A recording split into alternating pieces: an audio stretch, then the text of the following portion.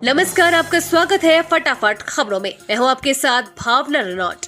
आज हम लेकर आए हैं हरियाणा के हर छोटे बड़े शहर की सबसे तेज और ताजा खबरें। तो चैनल को सब्सक्राइब कीजिए और वीडियो को कहां से देख रहे हैं कमेंट बॉक्स में बताएं।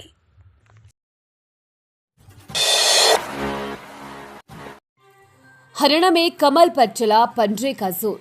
10 साल बाद कांग्रेस की वापसी के आसार। हरियाणा की सभी 90 विधानसभा सीटों पर एक ही चरण में मतदान हो गया है। हरियाणा के मतदाताओं ने आज 1031 उम्मीदवारों का भविष्य ईवीएम में कैद कर दिया है। वोटों की गिनती 8 अक्टूबर को होगी, लेकिन इससे पहले सभी की नजर एग्जिट पोल पर है। एग्जिट पोल हरियाणा में किसकी सरकार बनाने के संकेत दे रहे हैं, आइए जानते हैं। हरियाणा की सभी 90 विधानसभा सीटों पर मतदान संपन्न हो चुका है। हरियाणा और जम्मू कश्मीर में विधानसभा चुनाव के नतीजे 8 अक्टूबर को घोषित होंगे। जम्मू कश्मीर की सभी 90 सीटों पर 3 चरणों में चुनाव हुए थे और आज एक ही चरण में हरियाणा के विधानसभा चुनाव हुए हैं। हरियाणा में चुनाव शादी से पहले दूल्हे ने निभाया फर्ज, सिर पर सेहरा पहनकर किया मतदान, लोगों से की ये अपील। हरियाणा की सभी 90 विधानसभा सीटों पर वोटिंग 8 अक्टूबर को चुनाव परिणाम सामने आएंगे। इस बीच मतदान केंद्रों से कुछ खूबसूरत तस्वीरें सामने देखने को मिली। हरियाणा के कुरुक्षेत्र में तो एक वोटर सेहरा पहनकर वोट करने पहुंचा। इस वोटर का नाम सुनील था। दरअसल आज उसकी शादी थी, बारात तैयार थी और दुल्हन भी अपने दूल्हे का इंतजार कर रही थी। ऐसे में उसने पहले वोट डाली और फिर अपनी बारात लेकर दुल्हन के घर पहुंचा।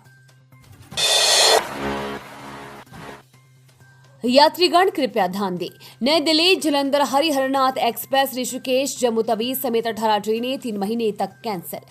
जलंधर नई दिल्ली के बीच चलने वाली इंटरसिटी एक्सप्रेस 3 महीने के लिए रद्द कर दी गई है। ये ट्रेन पानीपत, कुरुक्षेत्र, करनाल और अंबाला होते हुए जलंधर जाती है। रेलवे ने करीब 18 गाड़ियों का संचालन 3 महीने के लिए रद्द होने की अधिसूचना जारी की है। 1 दिसंबर से 28 फरवरी तक रेलवे इन गाड़ियों का संचालन नहीं करेगा। सर्दी में धुंध की संभावना को देखते हुए रेलवे ने ये गाड़ियां रद्द की है। रेलवे के वरिष्ठ मंडल वाणिज्यिक प्रबंधक NK झा ने शुक्रवार को बताया कि यमुनानगर जगाधरी स्टेशन से गुजरने वाली हरिहरनाथ अयोग नगरी ऋषिकेश से जम्मू तवी के लिए चलने वाली एक्सप्रेस भी 1 मार्च तक नहीं चलेगी।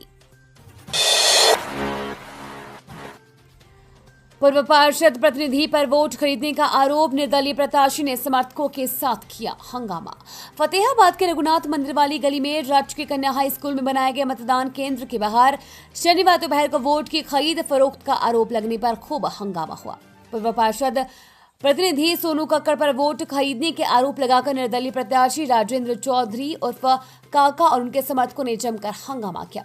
इसकी सूचना मिलने पर शहर थाना प्रभारी प्रहलाद राय और बस स्टैंड चौकी प्रभारी संजय कुमार मौके पर पहुंचे और लोगों को शांत करवाते हुए पूर्व पार्षद प्रतिनिधि सोनू को हिरासत में ले लिया। ड्यूटी मजिस्ट्रेट डॉक्टर सुखविंद्र की शिकायत पर पुलिस ने आरोपी सुनील कुमार उर्फ सोनू के खिलाफ मामला दर्ज कर लिया है। बुजुर्ग दोहरा रहे हैं किसान आंदोलन की कहानी, युवा बता रहे हैं विकास ही असली मुद्दा।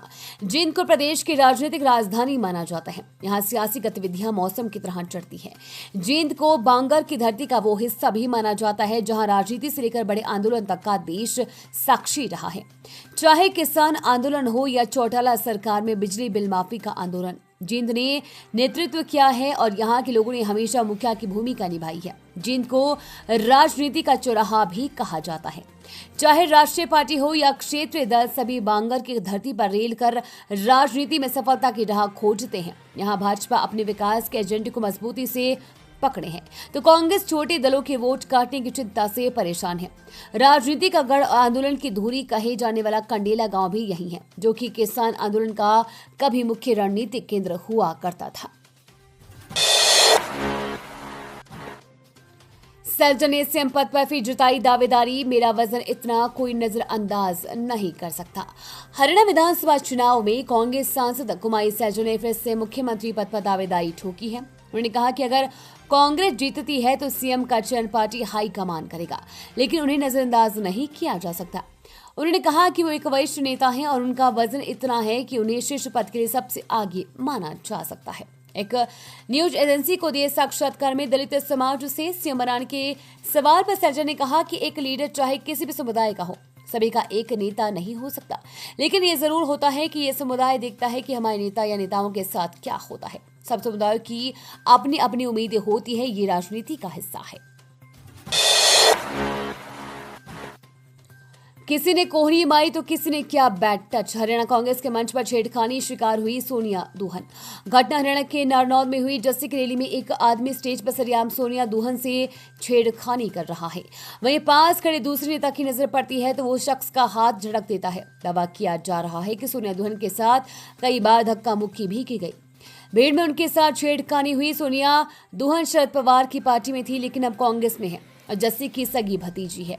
कांग्रेस सांसद कुमारी शैलजा ने सोनिया दुहन के साथ स्टेज पर हुई बदसलूकी पर कहा, मैंने उनसे बात की है, वो मुझे बता रही है कि उनके साथ वहां छेड़छाड़ की गई। मैंने उनसे इस बात की पुष्टि की है, अगर आज किसी महिला के साथ ऐसा होता है तो इससे बुरा और निंदनीय क्या हो सकता है। इस पर कार्रवाई होनी चाहिए। किसानों का वफद पंजाब सरकार से मिला। मंडियों में खरीद, डीएपी, पराली प्रबंधन सहित कई मुद्दों पर हुई चर्चा। चंडीगढ़ में थी मीटिंग। किसान मजदूर संघर्ष कमेटी और संयुक्त किसान मोर्चा ने आज चंडीगढ़ में पंजाब सरकार के साथ मीटिंग की। इस बैठक का समय दोपहर 3 बजे का रखा गया था, मगर बैठक करीब 1.5 घंटा देरी से शुरू हुई। किसान नेता सरवण सिंह पन्हेर ने पंजाब सरकार के साथ मीटिंग के बारे में जानकारी साझा की।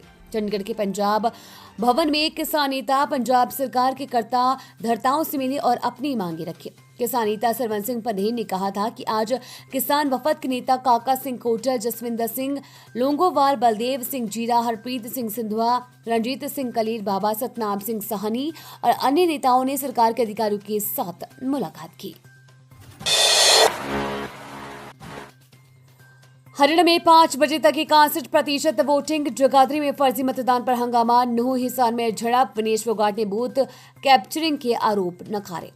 हरियाणा में विधानसभा की 90 सीटों पर शाम 6 बजे मतदान खत्म हो गया। चुनाव आयोग के शाम 5 बजे तक जारी आंकड़ों के मुताबिक 61% मतदान हुआ है। आगे आंकड़ों में बदलाव हो सकता है। 2019 के विधानसभा चुनाव में 68.20% मतदान हुआ था। सबसे ज्यादा 87.93% वोटिंग यमुनानगर में हुई। उसके बाद पलवल में 67.69% और फतेहाबाद में 87.05% वोटिंग हुई। सबसे कम वोटिंग 49% गुरुग्राम में हुई। रिजल्ट 8 अक्टूबर को आएगा।